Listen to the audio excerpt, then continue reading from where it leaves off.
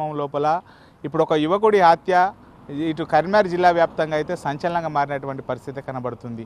నిత్యం అంటే గ్రామం లోపల శాంతియుత వాతావరణం లోపల ఉండేటువంటి పచ్చనూరు గ్రామం లోపల ఆ యువకుడి యొక్క దారుణ హత్య ఇప్పుడు జిల్లా వ్యాప్తంగా అయితే ఒక కలకలం లేపిందని చెప్పుకోవచ్చు. ఇప్పుడు ఆ హత్య తర్వాత అతని కుటుంబ పరిస్థితి ఏ విధంగా ఉంది, అసలు ఆ యువకుడిని ఎందుకు చంపాల్సి వచ్చింది తెలుసుకునేటువంటి ప్రయత్నం మనం చేద్దాం. గ్రామంకు వెళ్దాం. ప్రశాంత్ రెడ్డి, రమేష్ ఇద్దరు నేర చరిత్ర ఉన్న రౌడీ షీటర్లే. ఓ భూమికి సంబంధించిన సెటిల్మెంట్లో ఇద్దరు తలదూర్చడంతో వారి మధ్య గొడవ మొదలైంది. ఇద్దరి ఆధిపత్య పోరులో ప్రశాంత్, రమేష్ తాను గొప్పంటే తాను గొప్పని స్నేహితుల వద్ద మాట్లాడారు. నిన్ను చంపుతానంటే నిన్ను చంపుతానంటూ ఒకరికొకరు ఛాలెంజ్ చేసుకున్నారు.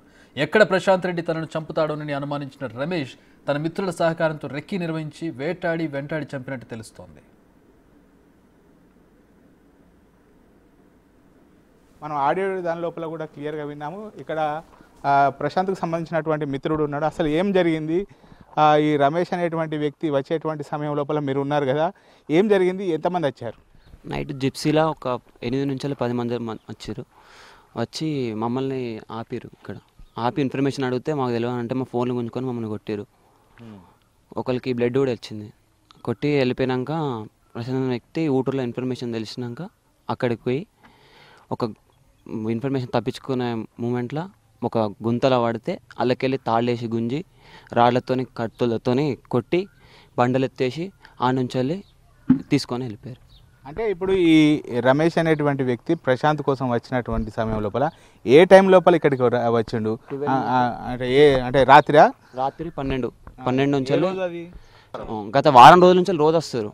గత వారం రోజుల నుంచి ఒక రోజు కత్తులు పట్టుకొని వచ్చి రోడ్ల మీద కత్తి కింద పట్టుకొని రాక్కుంటూ వచ్చారు. రాడ్లు కత్తులు పట్టుకొని వచ్చి రోడ్డు మీద ఎవరు కనబడితే వాళ్ళు మమ్మల్ని మా దగ్గరికి వచ్చి మీకు తెలిస్తే చెప్పుర్రి, లేకపోతే మిమ్మల్ని చంపేస్తా, అందరినీ చంపేస్తా అనుకుంటా వచ్చి మమ్మల్ని కొట్టుడు జరిగింది.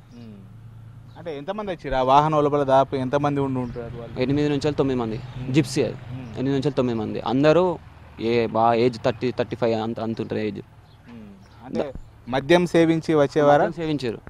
సేవించి వచ్చి మీదకి వచ్చి కొట్టడం, మమ్మల్ని కూడా కొట్టారు.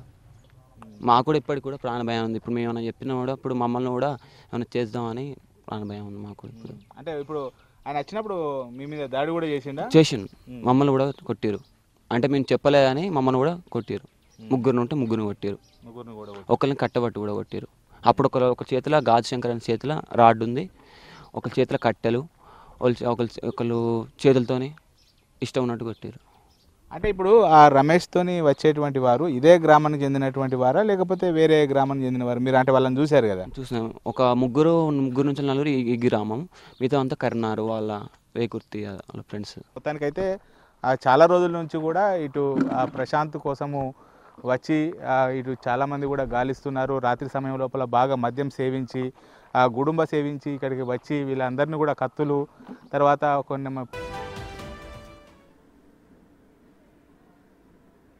రైట్. ఈ మర్డర్ మిస్టరీకి సంబంధించి మరిన్ని వివరాల్లోకి వెళ్ళినట్లయితే రౌడీ షీటర్లు ఇద్దరు కూడా ఒకరికొకరు చంపుతామని ఛాలెంజ్ విసురుకున్న ఆడియో వైరల్గా మారింది. ఛాలెంజ్ విసిరినట్లుగానే రమేష్ అతడి అనుచరుడు ప్రశాంత్ రెడ్డిని హత్య చేశారు. ఇద్దరి మధ్య జరిగిన గ్యాంగ్ వార్ ఒకరి ప్రాణం తీసేలా చేసింది. ఒక రౌడీ షీటర్ను చంపడం అంటే ఆషామాషి కాదని భావించిన నిందితులు తమదైన శైలిలో ప్లాన్ చేసుకున్నారు. గ్రామంలో రెక్కీ నిర్వహించి చంపేందుకు ఉన్న అవకాశాలను చర్చించుకున్నారు. ఇటు ప్రశాంత్ రెడ్డి కోసము రమేష్ అనుచరులు అందరూ కూడా ఇటు ఒకరోజు మొత్తం కూడా అంటే దాదాపుగా సోమవారం ఆదివారం నాడు రాత్రి నుంచి సోమవారం వరకు కూడా ప్రశాంత్ రెడ్డి ఆచూక్ కోసము వెతుకుతున్నారు. ఈ నేపథ్యం లోపల ప్రశాంత్ రెడ్డి ఎలాగైనా ఏదైతే ఆ గ్రామం నుంచి తప్పించుకోవాలని చెప్పి ప్రస్తుతం మనం ఉన్నటువంటి ఈ ఊటూరు గ్రామానికి ఆ గ్రామం నుంచి ఈ గ్రామము అంటే ఊటూరు గ్రామము దాదాపుగా 5 కిలోమీటర్లు వస్తుంది. ఒక మిత్రుని సహాయంతో ఇక్కడ ఊటూరు గ్రామం రావడం జరిగింది. ఈ ఊటూరు గ్రామం లోపల ఉన్నటువంటి ఈ శివాలయం ఏదైతే ఉందో ఈ టెంపుల్ పరిసరాల ప్రాంతం లోపలనే ఆశ్రయము తీసుకున్నట్టుగా తెలుస్తుంది. ఎవరైతే రమేష్ యొక్క అనుచరులు అందరూ కూడా ప్రశాంత్ రెడ్డి కోసము వెతుకుతూ ఇక్కడి శివాలయంకు వద్దకు రావడం జరిగింది. ఇక్కడ ఒక మిత్రుని వద్ద ఆశ్రయం కల్పించున్నటువంటి నేపథ్యం లోపల ఈ టెంపుల్ యొక్క పరిసరాల ప్రాంతాలకు కూడా రావడం జరిగింది. అయితే మిత్రుని వద్దకు వచ్చి అతని నెంబర్ తీసుకొని ఫోన్ చేసేటువంటి క్రమం లోపల ఈ శివాలయం పరిసరాల ప్రాంతం లోపలనే ప్రశాంత్ యొక్క ఫోన్ రింగ్ అవడంతో ఇటు తనను చంపడానికే రమేష్ అనుచరులు వచ్చారని చెప్పి ఈ శివాలయం నుంచి వెనుకకు పరిగెత్తేటువంటి క్రమం లోపల ఆ బావిలో పడ్డాడు. ఆ బావి లోపల ఆ రోజు పడేటువంటి సమయం లోపల ఇక్కడి నుంచి ఎంత దూరం పరిగెత్తాడు, ఆ బావి లోపల పడ్డ తర్వాత పరిస్థితి ఏందో ఇప్పుడు ఒకసారి తెలుసుకుందాం. రమేష్ తనని చంపడానికి అనుచరులతో కలిసి తిరుగుతున్నాడని తెలుసుకున్న ప్రశాంత్ ఊటూరుకు వెళ్లి ఓ శివాలయంలో తలదాచుకోగా ఉదయం పూట అతని ఆచూకీ కనుక్కుని వెళ్లగా తప్పించుకునే ప్రయత్నంలో బావిలో పడిపోయాడు. బావిలో పడిన ప్రశాంత్పై 10 మందికి పైగా అనుచరులతో దాడులు చేయించాడు. రాళ్ల దాడి అనంతరం ప్రశాంత్కు తాడులు కట్టి వాహనంతో సినిమా తరహాలో లాక్కుని వెళ్లే ప్రయత్నం చేయగా గ్రామస్తులు అడ్డుకున్నట్టు తెలుస్తోంది. ఊటూరు నుంచి వేగురుపల్లి బ్రిడ్జి వరకు 5 కిలోమీటర్ల వరకు ప్రశాంత్పై దాడి చేస్తూ తీసుకెళ్లి కత్తితో గొంతును కోసి చంపి అక్కడి వాగులో పడేసినట్టుగా సమాచారం. అనంతరం నిందితులు హైదరాబాద్ పరారయ్యారు. హత్య విషయం లోపల ఇటు దాదాపుగా 3 రోజుల నుంచి కూడా హైడ్రామా కొనసాగుతుంది. సోమవారం రోజు ఆ ప్రశాంత్ రెడ్డి కోసము ఇటు రమేష్ అనుచరులు మొత్తం మంది కూడా వెతికేటువంటి సమయం లోపల సోమవారం నాడు రాత్రి సమయం లోపల ఇక్కడ ఉన్నటువంటి శివాలయం ఏదైతే ఉందో శివాలయం లోపలనే అతడు తలదాచుకోవడం జరిగింది. అంటే ఒక మిత్రుడు అతని మిత్రుడు ఇదే ఊటూరు లోపల ఉండడంతో ఇక్కడికి వచ్చి ఇటు దాక్కోవడం జరిగింది. ఇక్కడ ప్రశాంత్ యొక్క ఆచూకీ కోసము రమేష్ అనుచరులు అందరూ కూడా ఇక్కడికి శివాలయంకు రావడం జరిగింది. అంటే ఉదయం పూట రాత్రంతా కూడా వెతికారు. రాత్రంతా వెతికి మంగళవారం రోజు దాదాపుగా ఉదయం పూట స్వాములందరూ కూడా పూజలు చేసుకునేటువంటి సమయం లోపల ఇక్కడికి రావడం జరిగింది. ఆ క్షణం లోపల తన కోసం వచ్చారని చెప్పి ఇటు ప్రశాంత్ ఆ శివాలయం నుంచి బయటకు ఇటు ఉరికి వచ్చేటువంటి సమయం లోపల 3 దారులు ఉన్నాయి. ఇటు శివాలయం వెనుక వైపు నుంచి ఒక దారి, తర్వాత ఇటు కనబడుతున్నటువంటి అదొక దారి, తర్వాత ఇటొక దారి, 3 దారిలో నుంచి కూడా ఇటు దాదాపుగా అందరూ కూడా వెంబడించడం జరిగింది. ప్రశాంత్ రెడ్డి ఆ శివాలయం నుంచి ఉరుక్కుంటూ వచ్చి ఇక్కడ మనకు కనబడుతున్నటువంటి ఈ పాడుబడ్డ బావి ఏదైతే ఉందో ఈ బావిలోకి పడడం జరిగింది. మొత్తం కూడా ఇది నీరు లేదు, మొత్తం కూడా పాడుబడ్డ బావి. ఈ పాడుబడ్డ బావి లోపలనే పడడం జరిగింది. మనకి ఇక్కడ విజువల్స్ లోపల కూడా క్లియర్గా చూడొచ్చు. ప్రశాంత్ రెడ్డిని అత్యంత కిరాతకంగా ఈ బావి లోపలనే రమేష్ అనుచరులు దాడి చేయడం జరిగింది. దాదాపుగా వారు మద్యం సేవించి ఉన్నారు. ఆ మద్యం సేవించడంతో ఇటు మద్యం బాటిళ్ళు, తర్వాత ఇక్కడ కర్రలు, తర్వాత ఇటు బండలతో మొత్తం కూడా దాడి చేయడం జరిగింది. మనకి ఇంకా క్లియర్గా విజువల్స్ లోపల కూడా అక్కడ మనకు కట్టెపైన రక్తపు మరకలు కనబడుతున్నాయి. ప్రశాంత్ రెడ్డి యొక్క రక్త మరకలు, అక్కడ బాటిల్ పైన కూడా ప్రశాంత్ రెడ్డి యొక్క రక్తపు మరకలు కనబడుతున్నాయి. ఇదే బావి లోపల దాదాపుగా అత్యంత పాశవికంగా అత్యంత క్రూరంగా ఇటు ప్రశాంత్ రెడ్డి పైన దాడి చేయడం జరిగింది. ఈ దాడి చేసేటువంటి క్రమం లోపలనే దాడి చేసి అతన్ని ఒక తాడు సహాయంతో ఇటు జిప్సీకి తాడు కట్టి అతన్ని పైకి జిప్సీ సహాయంతో పైకి లాగేటువంటి ప్రయత్నం చేశారు. కానీ ఇక్కడ శివాలయం లోపల ఉన్నటువంటి స్వాములు అందరూ కూడా గొడవ చేయడం జరిగింది. గొడవ చేయడంతో ఆ ప్రశాంత్ రెడ్డికి తలకు బిగించినటువంటి తాడును అతన్ని బాడీకి కట్టి ఇక్కడ ఈ బావి నుంచే ప్రశాంత్ రెడ్డిని బయటకు లాగడం జరిగింది. ఇక్కడ మనకు విజువల్స్ లోపల కూడా క్లియర్గా చూడొచ్చు. ఆ రోజు ఆ సమయం లోపల వాళ్ళంతా కూడా వాహనం లోపల రావడం జరిగింది. ఆ వాహనము వచ్చినటువంటి ఆనవాళ్ళు ఇంకా కూడా చెరిగిపోలేదు.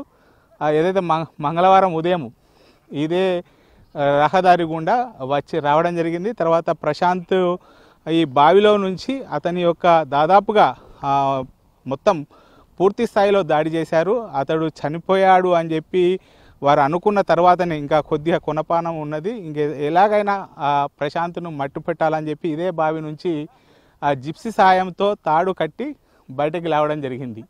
మొత్తానికైతే ఈ దారి గుండానే వాహనం రావడం జరిగింది. తర్వాత ప్రశాంత్ను ఇదే వాహనంకు కట్టి లాగి కొద్ది దూరం వెళ్ళాక ఆ వాహనంలో తీసుకొని తర్వాత ఇక్కడ దగ్గరలో ఉన్నటువంటి ఒక వాగుకు తీసుకువెళ్ళడం జరిగింది. అక్కడ వాగు దగ్గర ఏం చేశారు రమేష్ అనుచరులు అనేటువంటిది మళ్ళీ తెలుసుకునేటువంటి ప్రయత్నం చేద్దాం.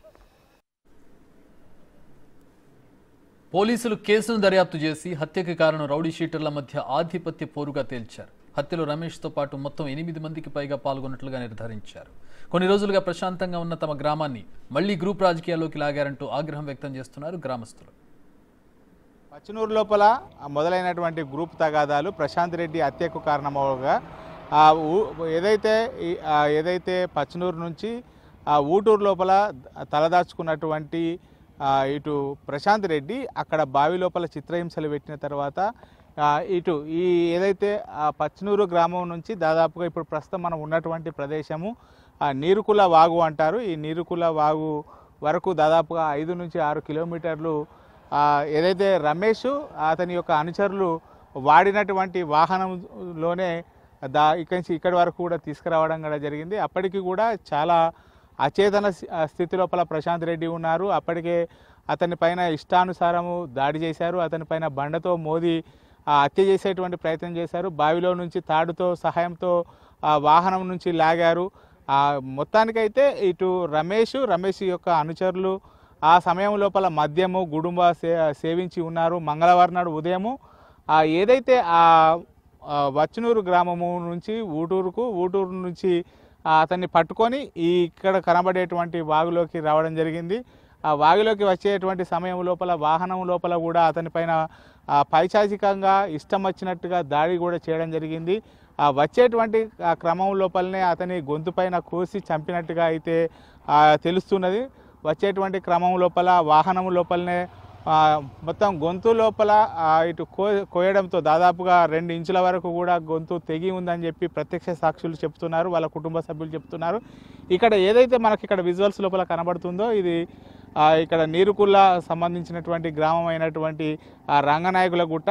ఈ రంగనాయకుల గుట్ట వద్దనే ఇక్కడ ప్రశాంత్ రెడ్డిని హత్య చేసి అక్కడ మనకు కనబడేటువంటి ఏదైతే తుంగ ఈ వాగు ఉంటుంది, మానేరు వాగు ప్రాంతం లోపల ఇటు పరిసరాల లోపల గట్టుపైన ఉన్నటువంటి తుంగ లోపలనే ఇటు ప్రశాంత్ రెడ్డిని ఇక్కడ వదిలేసి వెళ్ళారని చెప్పి తెలుస్తున్నది. మంగళవారం నాడు ఉదయము ఇక్కడికి పడేసిన తర్వాత ఈ గుట్ట పరిసరాల ప్రాంతంలో పడేసిన తర్వాత ప్రశాంత్ రెడ్డి యొక్క ఆచూకీ కోసము ఇటు కుటుంబ సభ్యులు వెతకడం జరిగింది. తర్వాత ఇక్కడ ఈ రంగనాయకుల గుట్ట వద్ద కూడా ఒక తెలియని ఇటు శవము కనబడడంతో పోలీసులకు సమాచారం ఇచ్చారు. దాదాపుగా మంగళవారం ఉదయం నుంచి కూడా పోలీసులు ప్రశాంత్ రెడ్డి యొక్క మృతదేహాన్ని ఇటు ప్రశాంత్ రెడ్డి యొక్క ఆచూకీని కనుక్కోవడానికి అయితే వెతుకుతున్నారు. లాస్ట్కు చివరికి ప్రశాంత్ రెడ్డి యొక్క మృతదేహం ఇక్కడ కనబడడం జరిగింది. మొత్తానికైతే ఉదయం ఆ రోజు సోమవారం నాడు రాత్రి నుంచి ప్రారంభమైనటువంటి ఆ గ్రూపు తగాదాలు, గ్రూపు లొల్లీలు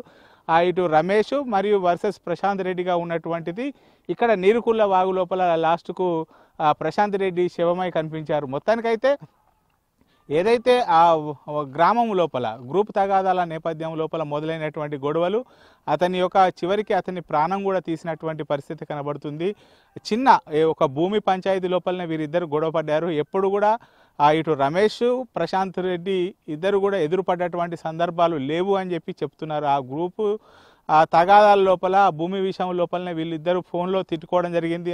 నన్ను దూషిస్తావా అంటే నన్ను దూషిస్తావా అని చెప్పి ఇద్దరు ఒకరినొకరు చంపుతామని చెప్పి వార్నింగ్ కూడా ఇచ్చుకున్నారు. ఇటు రమేష్ ఖచ్చితంగా ఈరోజు నీ శవం చూస్తా అని చెప్పినటువంటి సోమవారం నాడు రాత్రి చెప్పడం జరిగింది. మంగళవారం రోజు ఉదయం వరకు కూడా అతడు శవమై కనిపించాడు. మొత్తానికైతే దీనిపైన పోలీసులు అయితే ఇప్పటికే విచారణను వేగవంతం చేశారు.